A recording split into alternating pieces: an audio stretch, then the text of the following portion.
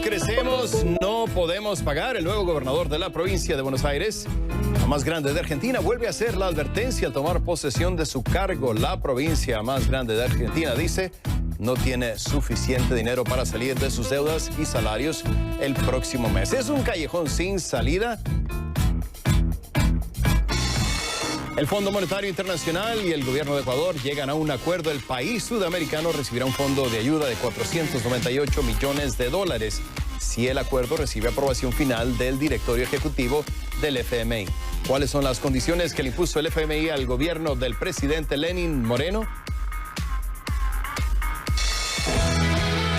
Los electores británicos regresan este jueves a las urnas para decidir si Boris Johnson sigue en el poder. Será la quinta elección en Reino Unido en menos de 5 años. Y una vez más, el fantasma del rompimiento con la Unión Europea se cierne sobre el ambiente político.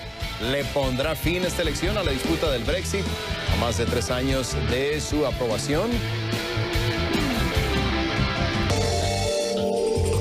Modificar la información genética de las plantas. Suena como un proyecto de ciencia ficción, pero ya es una realidad en un laboratorio de Nueva York donde recientes avances científicos permiten realizar mutaciones genéticas para mejorar ciertas especies. ¿Cuáles son los alcances de este proyecto?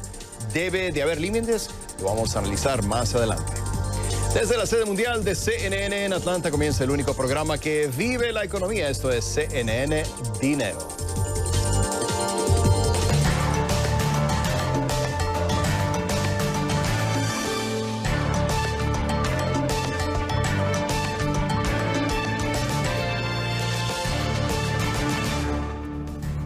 El saludo cordial para toda América Latina y Estados Unidos. Soy Rafael Romo, en ausencia de Xavier Serviá. Bienvenidos. Si no crecemos, no podemos pagar. Eso que dice el nuevo gobernador de la provincia de Buenos Aires, la más grande de Argentina, vuelve a hacer la advertencia al tomar posesión de su cargo. Es lo que dice Axel Kicillof, que no hay suficiente dinero para pagar sus deudas y salarios el próximo mes. ¿Es un callejón sin salida? Es precisamente lo que quiero analizar con Ramiro Lázquez de Investigaciones y Estrategia para Bank Trust y compañía desde Buenos Aires. Más adelante aquí en el programa vamos a tener esa conversación con él, pero tenemos muchos temas en esta edición de CNN Dinero desde Atlanta.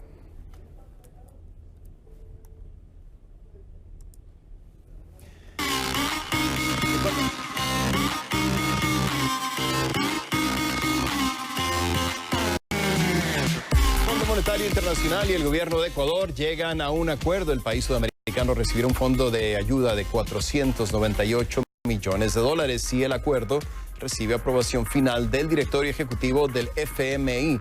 ¿Cuáles son las condiciones que le impuso el organismo internacional al gobierno del presidente Lenín Moreno? De esto precisamente quiero hablar con Alejandro Arreaza, él es economista de América Latina para la compañía financiera Barclays, que nos acompaña en vivo desde Nueva York. Gracias por estar con nosotros. Para empezar, quisiera que nos dieras una idea de qué tan importante es este fondo para Ecuador. Estamos hablando de casi 500 millones de dólares. ¿Qué tan necesario es este dinero, Alejandro? Adelante. Sí, buenas noches, Rafael. Gracias por la invitación al programa. O sea, ciertamente el permanecer en el programa y los desembolsos que estarían entrando a Ecuador son críticos para lo que sería el panorama económico del país en los próximos meses, ¿no? O sea, por un lado, luego de lo que fueron las protestas que se registraron en el mes de octubre, la economía ha sufrido un duro golpe y hubiese sido un golpe adicional si el gobierno no hubiese podido recibir estos desembolsos a fin de año, ya que eso lo hubiese obligado a hacer recortes adicionales de gasto al probablemente no contar con suficiente financiamiento, ¿no? En ese sentido, los desembolsos que probablemente estén entrando dan, si se quiere, como que un alivio por ese lado, ¿no? Por otro lado, el respaldo del Fondo Monetario Internacional para Ecuador también ha sido muy importante en términos de garantizar un mínimo de confianza sobre un proceso de ajuste que es bastante retador, sobre todo en un país como Ecuador, que tiene un track record, si se quiere, que genera grandes dudas en los mercados internacionales, ¿no? Por haber incurrido en múltiples oportunidades en impago de su deuda, ¿no? En ese sentido, viéndolo ya más en la visión de mediano plazo, lograr permanecer en el programa y garantizar que de alguna manera buenas partes de las necesidades de financiamiento del país y un esquema de supervisión sobre lo que es este proceso de ajuste se mantiene, provee también como que un alivio para los mercados. Ahora, ¿cómo le calificarías? ¿Es una señal de confianza, una medida desesperada, primera piedra en el camino a la recuperación? Y ya lo mencionabas tú, que ha habido inestabilidad en el país, protestas muy severas hace un par de meses. Entonces, dentro de este ámbito, ¿cuál es la importancia de este préstamo, Alejandro? Sí, bueno, digamos que estamos a mitad de camino, pues, ¿no? O sea, ya el gobierno del presidente Lenín Moreno ha avanzado significativamente en un proceso de ajuste, pues, ¿no? O sea, sin embargo, quedan como que todavía grandes interrogantes por lo que falta aún por venir, pues, ¿no? O sea, debido a las protestas que se produjeron en el mes de octubre, se quedó en suspenso un ajuste sobre el precio de los combustibles que todavía está por verse si y cómo se implementa. Igual quedaron pendientes una serie de reformas que incluyen la independencia del Banco Central y cambios sobre las finanzas públicas del país que probablemente tengan que atenderse en algún punto en los próximos meses, pues, ¿no? Desde ese punto de vista, si se quiere, todavía permanece cierto nivel de incertidumbre en el país, pero digamos que al menos los peores escenarios que hubiesen sido un recorte adicional de gasto producto de la falta de financiamiento o entrar en una recesión mucho más profunda, de alguna manera se han evitado con el acuerdo que se logró tanto en la Asamblea Nacional como con el Fondo Monetario Internacional. Ahora, esta semana. Te quiero leer, Alejandro, lo que dice el Fondo Monetario Internacional al hacer el anuncio para conocer tu opinión. Vamos a leerlo a continuación. Dice: reconocemos el fuerte compromiso de las autoridades para implementar políticas destinadas a fortalecer la economía ecuatoriana y sentar las bases para un crecimiento robusto y sostenible al tiempo que protege a los más vulnerables. Estamos hablando en un momento en que se aprueba la reforma tributaria en la Asamblea y quiero preguntarte qué lectura le das al pronunciamiento que hace el FMI. Sí, bueno, ciertamente cualquier tipo de ajuste tiene costos políticos e implicaciones sociales, ¿no? O sea, por eso es de vital importancia que para hacerlo viable y sostenible en el largo plazo se adopten medidas compensatorias y de alguna manera se busque mitigar el impacto sobre los sectores que son más vulnerables, ¿no? En el caso al menos de esta reforma tributaria que se aprobó esta semana, creo que de alguna manera se hizo un esfuerzo de hacerla lo más progresiva posible, pues, ¿no? En el sentido que lo que se están grabando tal vez son los sectores de mayor ingreso. Se está haciendo una focalización principalmente en corporaciones que van a estar haciendo una contribución especial y otros impuestos que van igualmente destinados a bienes y servicios que en general tienen un peso mayor sobre las canastas de los sectores de mayor ingreso. Bien, gracias Alejandro Arrias, economista de América Latina para la compañía financiera Barclays. Nos acompañaba en vivo desde Nueva York. Gracias y hasta la próxima, Alejandro. Vamos a hacer una breve pausa aquí en CNN Dinero y al volver, la economía de Argentina, ¿hacia dónde va? Vamos a escuchar los pronunciamientos que hace este día el gobernador de la provincia de Buenos Aires. Si no avanzamos, no podemos pagar, dice. Esto y más al regresar aquí a CNN Dinero.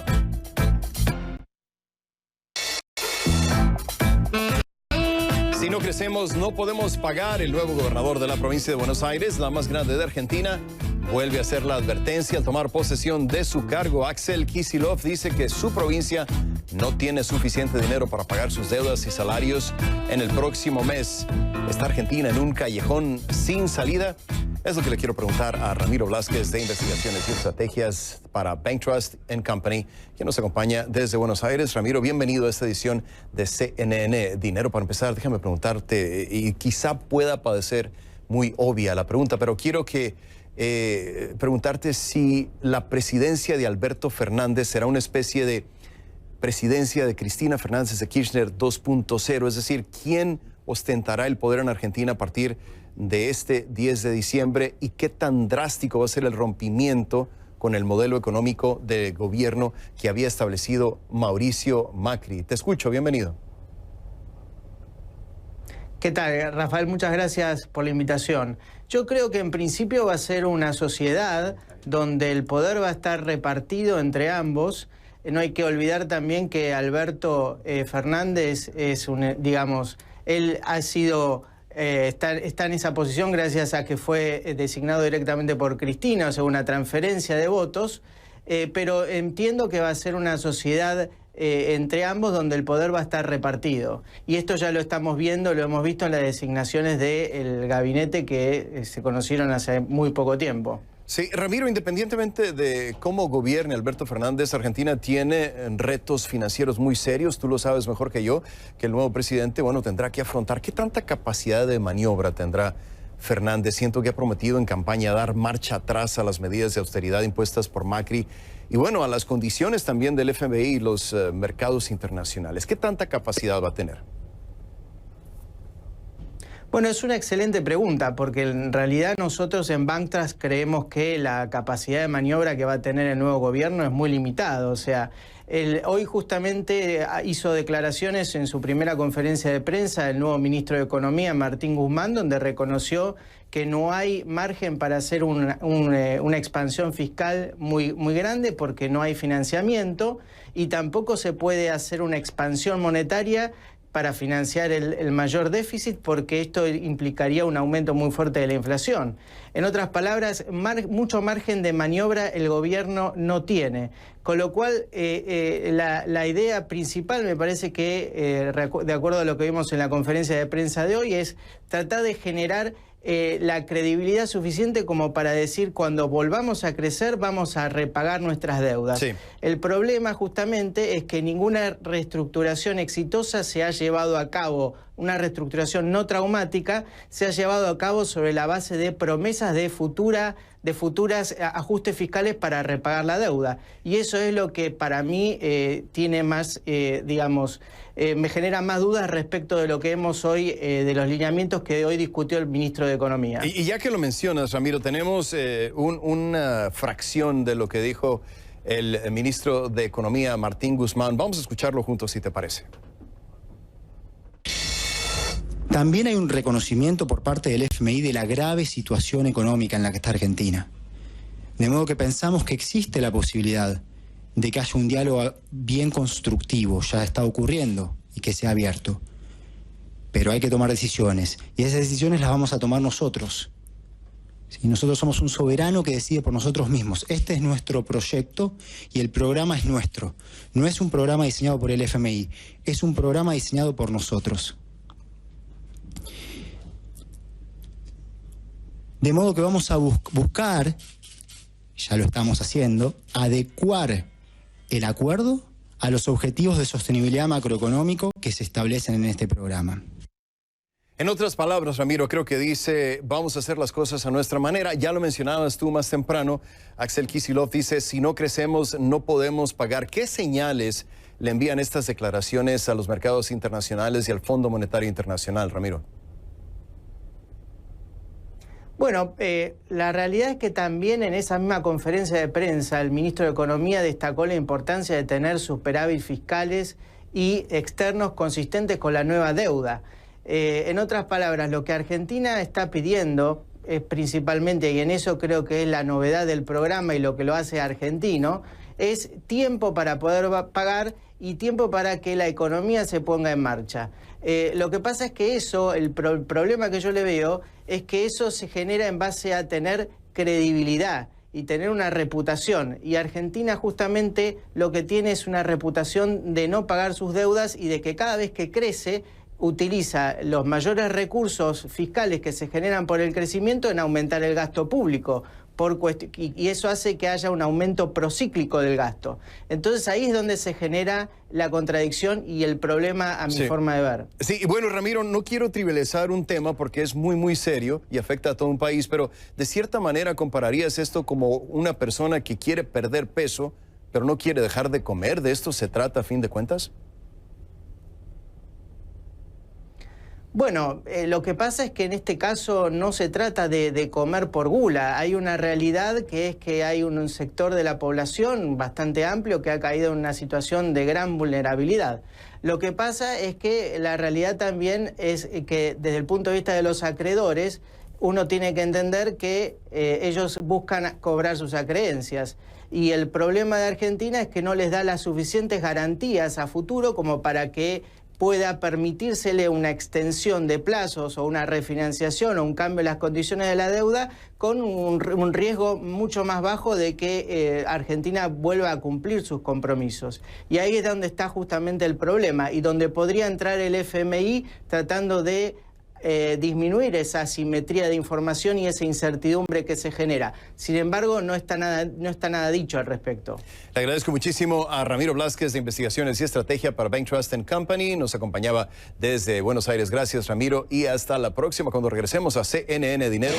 Los electores británicos regresan este jueves a las urnas para decidir si Boris Johnson sigue en el poder. Será la quinta elección en Reino Unido en menos de 5 años. Y una vez más, el fantasma del rompimiento con la Unión Europea se cierne sobre el ambiente político. ¿Le pondrá fin esta elección a la disputa del Brexit a más de 3 años de su aprobación? Es lo que vamos a analizar con Gabriel Goodlife, profesor del Departamento de Estudios Internacionales del Instituto Tecnológico Autónomo de México, al volver aquí a CNN Dinero. Los electores británicos regresan este jueves a las urnas para decidir si Boris Johnson sigue en el poder. De esto hablaremos más adelante, pero antes, ¿te perdiste nuestros análisis? ¿Quieres saber lo que está pasando en el mundo del dinero? Ya lo sabes, nos encuentras en cnnenespañol.com/CNN Dinero.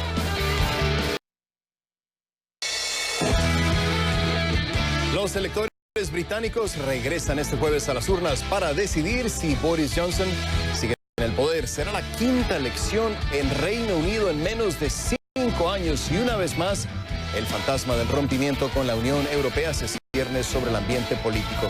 ¿Le pondrá fin esta elección a la disputa del Brexit a más de 3 años de su aprobación? Es lo que le quiero preguntar a Gabriel Goodlife, profesor del Departamento de Estudios Internacionales del Instituto Tecnológico Autónomo de México, quien nos acompaña en vivo. Gracias por estar con nosotros. Profesor, empiezo preguntándole, ¿es el Brexit el principal factor que va a motivar a los electores a ir a las urnas este jueves en Reino Unido? Bienvenido, lo escucho. Muchas gracias por invitarme. Bueno, yo creo que depende de los electores, depende de los partidos. Yo creo que definitivamente el factor del Brexit va a estar muy importante por el electorado conservador, que el electorado de Boris Johnson. Quizás hay una parte importante del electorado laborista, sobre todo en el norte del país, de la Inglaterra en Gales, y también el medio del país, las secciones, las partes industriales del país que votaron mucho por el Brexit en el referéndum de 2016. Pero en las ciudades yo creo que hay más un electorado progresista que se ha habituado a la idea que el Brexit viene, pero que está también muy preocupado por cosas, digamos, más sociales y más económicas, el nivel de vida, la desigualdad, el servicio público de salud.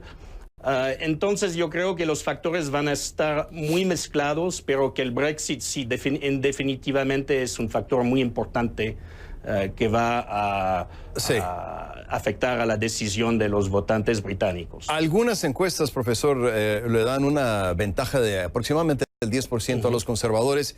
Quiero preguntarle si hay algún riesgo para Boris Johnson de que pierda su puesto. ¿Es posible eso, profesor? Yo no creo que va a perder su puesto, pero bueno, en la última elección de 2017, acuérdale que el mismo escenario estaba previsto y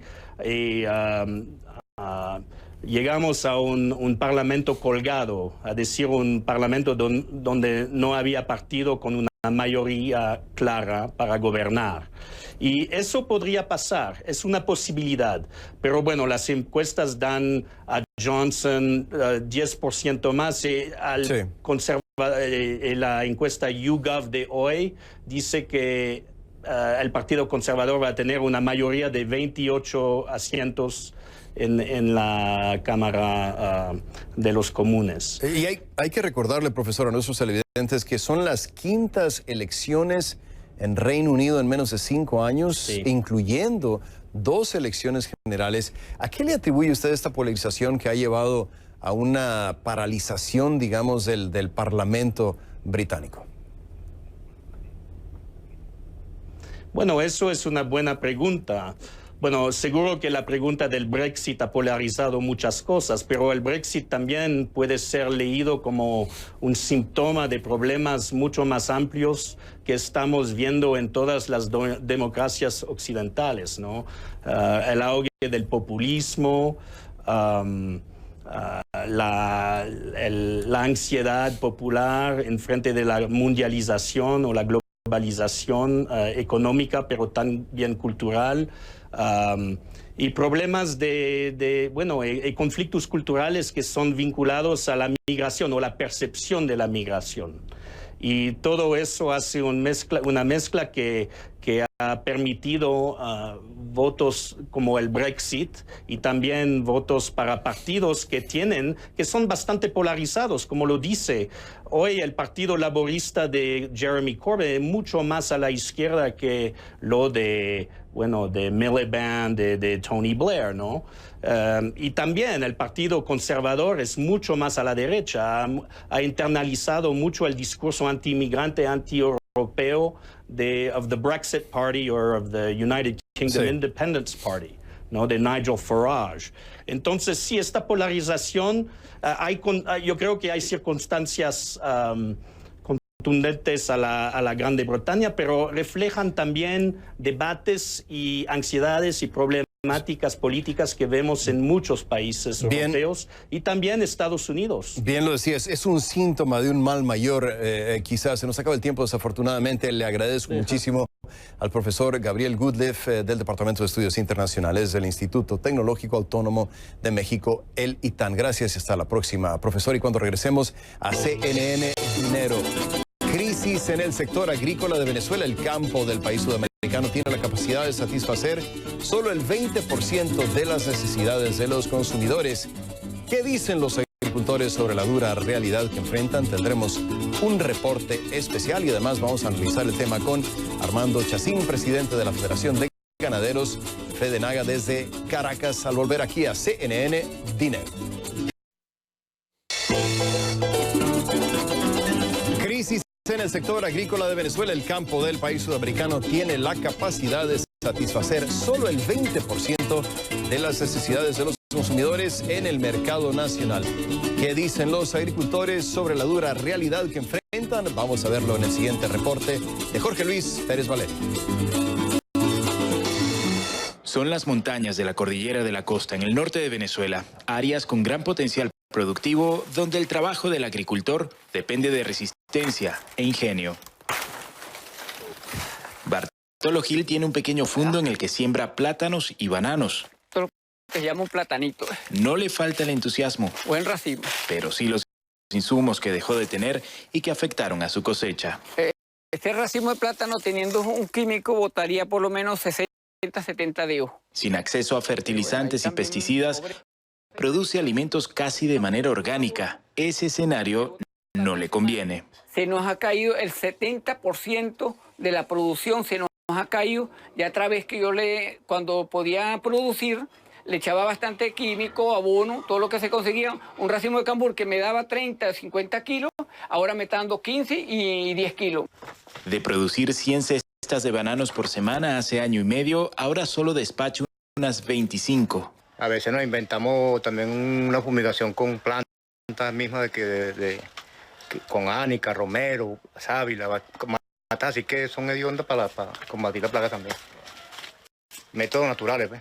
Vea, entonces esta es pérdida para el campesino.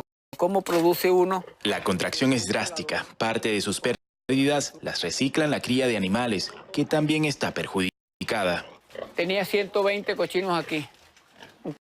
¿Verdad? ¿Y ahora? Ahora tengo 14 cochinos nada más. ¿Verdad? Y todo deteriorado porque todo se ha ido acabando. No puedo comprar una lámina de zinc, no puedo comprar un bloque porque es demasiado costoso.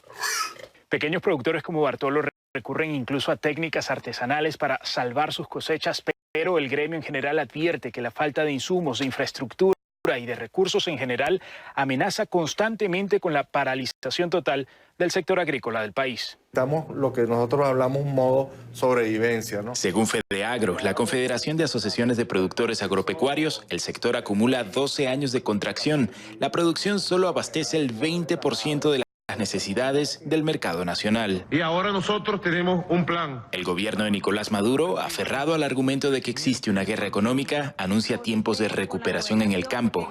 Insiste en algunas estrategias controvertidas. Nosotros tenemos que retomar el concepto del conuco, desde el conuco familiar hasta el conuco, como sistema de producción integrado. El gremio es escéptico. La electricidad la arreglan los productores, las ambulancias son los carros nuestros, el agua potable desaparecido ya de hace más de 4 o 5 años. Yo lo veo muy difícil que podamos apostar a siquiera lograr sembrar las extensiones que obtuvimos en el año 2019. El agricultor tiene pocas opciones. Yo aquí seguí trabajando duro para poder por lo menos así sea comer, porque ¿qué más vamos a hacer? Producir la tierra requerirá algo más que simple voluntad en medio de un colapso que no se detiene. Para CNN, Jorge Luis Pérez Valeri, Caracas. Bueno, para ampliar el tema, vamos con Armando Chacín, presidente de la Federación Nacional de Ganaderos de Venezuela, FEDENAGA, quien nos acompaña en vivo desde Caracas. Gracias por estar con nosotros, Armando. Para empezar, te pregunto, ¿cuál es el problema de fondo aquí? Estamos hablando de escasez de insumos, es decir, de productos como fertilizantes e insecticidas. ¿Ese es el problema real? No, yo pienso primero darte las gracias por escuchar la voz del campo venezolano en tu programa y que se entere pues prácticamente el mundo de lo que está pasando. Yo creo que lo más importante es que Venezuela tiene la capacidad de producir sus propios alimentos y que lo estábamos logrando en la década de los 90, si bien no era perfecto. Teníamos el 97% de la carne que se necesitaba en el país y teníamos el 70% de la leche que se consumía en el país, se hacía pues con mano de obra venezolana. Eso totalmente después de que se promulgó la ley de tierra, luego también de malas políticas que se implementaron como la expropiación, el campo de alguna forma se desestimuló y se desestimó. Cuando tenemos más de 34 millones de hectáreas ávidas para producir alimentos, en esa fecha, cuando empezaron las expropiaciones, teníamos alrededor de 9 millones de hectáreas produciendo alimentos a más no poder y básicamente después de las expropiaciones quedaron sobreviviendo y subsistiendo alrededor de 4 millones de hectáreas. Todo esto para tener entonces hoy en día básicamente el 35% de la carne que se necesita en el país, más el 30% básicamente de la leche que se necesita en el país. ¿Tenemos la capacidad de poderlo hacer? Por supuesto que sí, pero necesitamos de alguna forma insumos, necesitamos combustibles para prender nuestras maquinarias y nuestros equipos, necesitamos energía eléctrica en los sectores rurales y por supuesto necesitamos leyes adecuadas que puedan traer nuevamente a la gente a producir y engrandecer nuevamente la producción en el campo venezolano. No sé si escuchaste la cifra que manejábamos en el reporte del 20%, es decir, el campo suministra el 20% de los alimentos que necesita el país. ¿Es la misma cifra que tienes tú, Armando? La cifra que estaban ustedes mencionando es de la parte agrícola. Nosotros representamos la parte pecuaria, que es la parte proteica básicamente de la dieta del ciudadano venezolano. Y debo decir que es básicamente el rubro que tiene la mayor cantidad de proteína para la dieta. Debemos decir que nosotros teníamos 16 millones de cabezas de ganado aproximadamente y que hoy por hoy estamos alrededor de 8 millones de cabezas y nos basamos en las cifras de vacunación del organismo del INSAI y también, por supuesto, en las cifras de matanza de Asofrigo. Estamos hablando de dos rubros totalmente diferentes, el rubro vegetal y estamos hablando nosotros sobre el rubro animal. ¿Qué tan difícil es, Armando, para un ganadero venezolano seguir produciendo en estos momentos? Bueno, lo primero que debemos decir es que tenemos una gran inseguridad personal y la de jurídica, por supuesto, que ha venido mellando o acabando prácticamente la producción en el campo venezolano.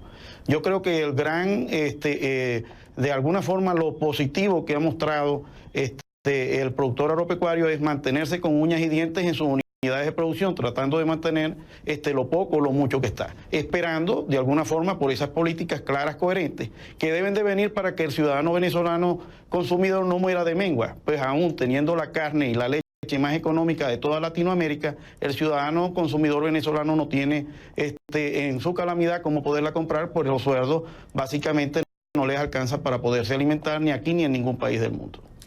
Ya para terminar, danos una idea de si hay alguna esperanza. ¿Han hablado con el gobierno? ¿Hay alguna manera de que mejore la situación, las condiciones para que ustedes puedan producir como podrían? Estamos haciendo esfuerzos sobrehumanos para poder conseguir que esas políticas se hagan. De alguna forma, no podemos dejar que la gente en Venezuela siga deambulando buscando comida teniendo nosotros ese gran potencial.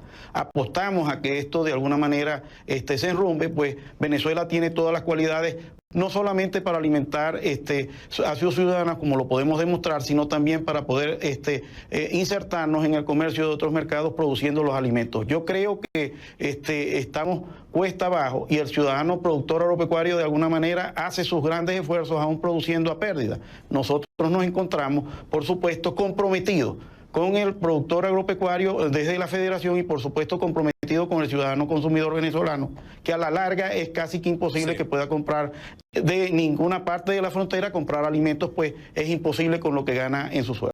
Mi agradecimiento para Armando Chacín, presidente de la Federación de Ganaderos Nacional de Venezuela, FEDENAGA, que nos acompañaba desde Caracas. Gracias y hasta la próxima.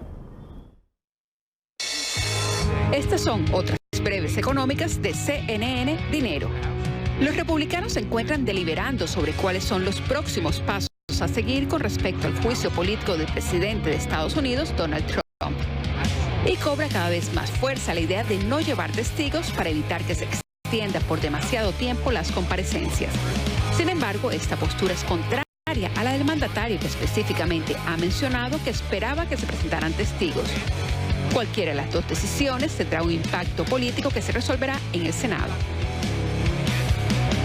La incertidumbre sobre el destino de la economía mundial para el próximo año ha generado que en la Reserva Federal de Estados Unidos actúen con cautela. Se espera que mantengan las tasas de interés entre 1,5 y 1,75%, pese a que el gobierno de Donald Trump presiona para que se reduzcan aún más. Y esta estabilidad estaría relacionada con el año electoral.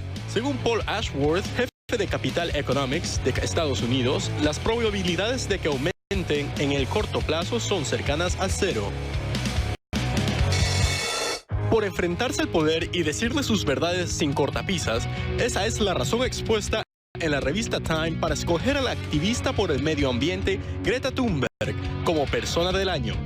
Se hizo merecedora de esta distinción por encima de otros nominados inicialmente como el presidente de Estados Unidos, Donald Trump, la presidenta de la Cámara de Representantes de ese país, Nancy Pelosi, y los manifestantes de Hong Kong. Estas fueron otras breves económicas de CNN Dinero. Y cuando regresemos a CNN Dinero, modificar la información genética de las plantas suena como un proyecto de ciencia ficción, pero ya es una realidad en un laboratorio de Nueva York.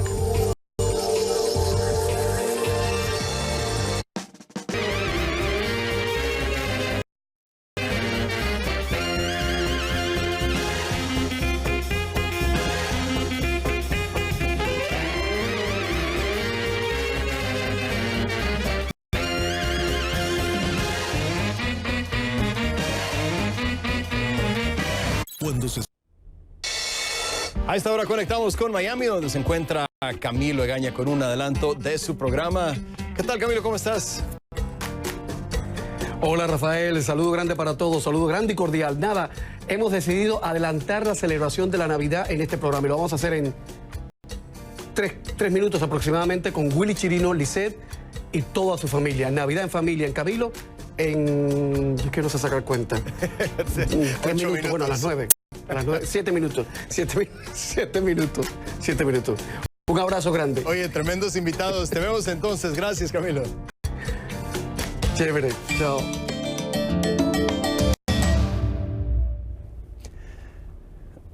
De hablar de ganadores y perdedores aquí en CNN Dinero. ¿Quién gana hoy? Saudi Aramco. ¿Por qué? Bueno, en un solo día es la mayor empresa que cotiza en bolsa. El debut público de Aramco, la petrolera estatal de Arabia Saudita, que cotizó el 1,5% de sus acciones localmente en el Saudi Tadawul, es la mayor salida a bolsa de la historia, recaudando, escuchen usted, 25.600 millones de dólares. Las acciones de Saudi Aramco aumentaron un 10% cuando comenzaron a cotizar el miércoles, el aumento diario máximo permitido por el intercambio alcanzando 35.20 reales, o sea, $9.39. Eso llevó la valoración de la compañía a 1,88 billones de dólares, en inglés serían trillions o trillones, y la convierte en la compañía que cotiza en bolsa más grande del mundo, por delante de Microsoft y también de Apple. Y porque es la mayor empresa que cotiza en bolsa, Saudi Aramco se lleva hoy la medalla de oro de CNN Dinero. ¿Y quién pierde hoy? Chevron. ¿Por qué? Bueno, los precios del petróleo le están presionando a reevaluar sus activos. ¿Qué pasa? Bueno, la abundancia de crudo y gas natural de Estados Unidos está obligando a Chevron, la segunda compañía petrolera de Estados Unidos, a recortar el valor de su cartera de energía. La compañía anunció el miércoles que redujo sus expectativas a largo plazo de los precios del petróleo y el gas. Esto resultará en una amortización de entre 10.000 millones y 11.000 para Chevron. Este gasto se aplicará en el trimestre actual, ya que la mitad de ese cargo está relacionado con sitios de producción de gas de esquisto en Appalachia. La compañía también reevaluará algunos de sus proyectos en el Golfo de México, porque los precios del petróleo están presionando a reevaluar sus activos y le podría costar muy caro. Chevron se lleva hoy la medalla de cartón de CNN Dinero.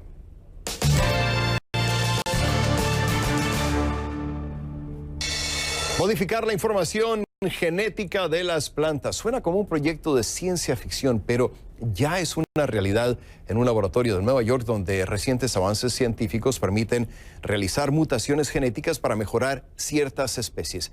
¿Cuáles son los avances de este proyecto y debe haber límites? Lo analizamos en el Minuto Clicks. Cuando era estudiante universitaria quería ayudar a alimentar al mundo. Mi nombre es Joyce Van Eck y mi área de investigación es la mejoría de cultivos. Utilizamos una herramienta de edición genética llamada CRISPR. Por ahora no hay ningún protista disponible que haya sido editado por CRISPR porque es muy nuevo. CRISPR o edición genética es un método muy preciso que se usa para cambiar el funcionamiento interno de las plantas y mejorarla.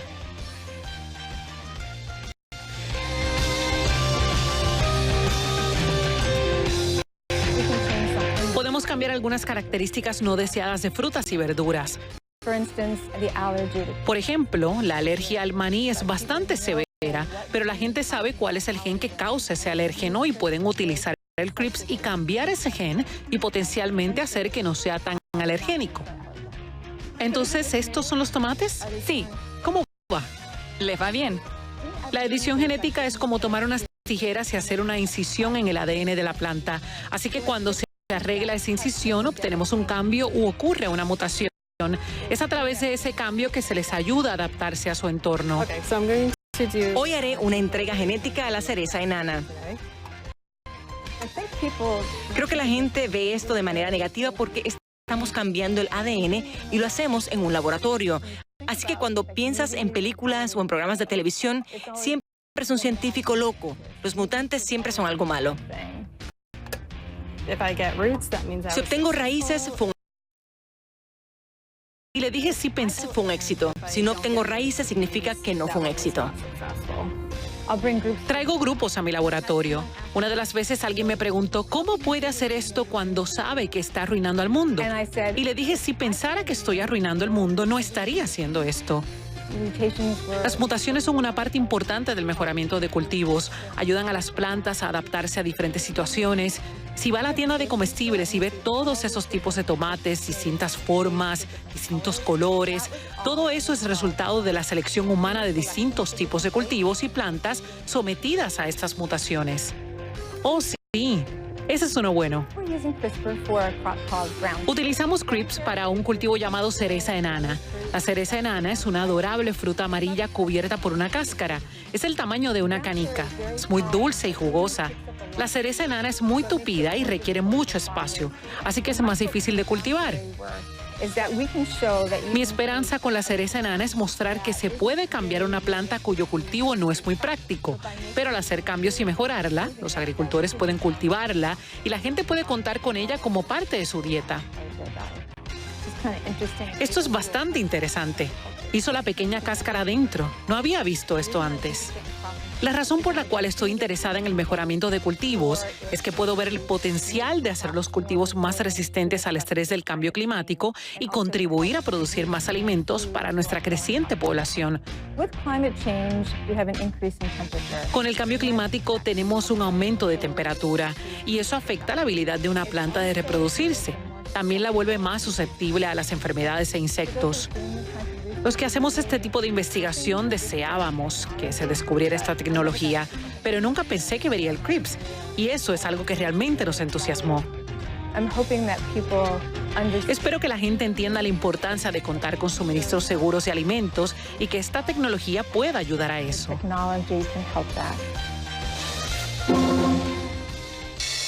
Y así llegamos al final de una edición más de CNN Dinero. En nombre de Xavier Serviá y todos los que hacen posible este programa. Gracias por su atención. Soy Rafael Romo en Atlanta. Hasta la próxima.